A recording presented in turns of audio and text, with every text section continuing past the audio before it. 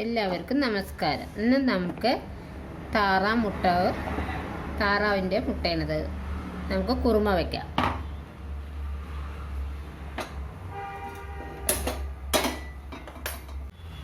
നമുക്ക് 2 സ്പൂൺ എണ്ണ ഒഴിച്ച് കൊടുക്കാം. ഇതിലേക്ക് 2 പച്ചമുളക് നീളത്തിൽ കട്ട് ചെയ്തത്, 2 ടൊമാറ്റോ, സവോളയാണ് എടുത്തിരിക്കുന്നത് 2 എണ്ണം, കുറച്ച് മല്ലിയില. ഇതൊന്ന് നന്നായി ഒന്ന് വഴറ്റണം. 1 പീസ് ഇഞ്ചി, ഒരു ചെറിയ പീസ് മതി.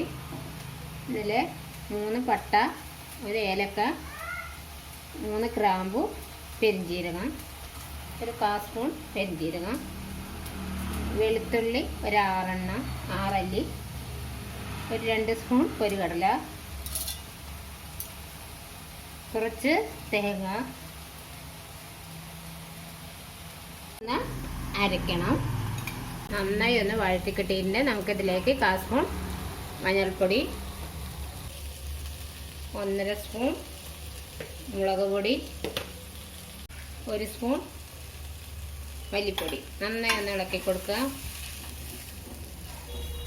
2 കപ്പ് വെള്ളം ഒഴിച്ച് കൊടുക്കാം. 2 കപ്പ് വെള്ളം ഒഴിച്ച് കൊടുക്കാം. നമുക്കിതിലേക്ക് അരപ്പ് ചേർക്കാം. ആവശ്യത്തിന് ഉപ്പ് ചേർക്കാം. നമുക്ക് ഈ അരപ്പൊന്ന് നന്നായി ഒന്ന് തിളച്ചാൽ റെഡിയാകും. ആവശ്യമുണ്ടെങ്കിൽ ഇത്തിരി വെള്ളം ഒഴിച്ച് കൊടുക്കാം. ഒന്ന് നന്നായി ഒന്ന് തിളക്കണം. താറാമുട്ട ഇടാം. ഒത്തിരി ലേശം ഉപ്പിട്ടിട്ട് കുക്കറിൽ 2 വിസിൽ വന്നതാണ്.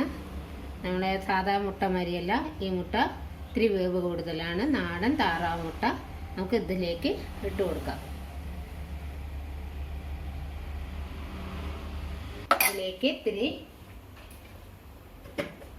1 സ്പൂൺ വെളിച്ചെണ്ണ ഒഴിച്ച് കൊടുക്കാം. താറാമുട്ട കുറുമ.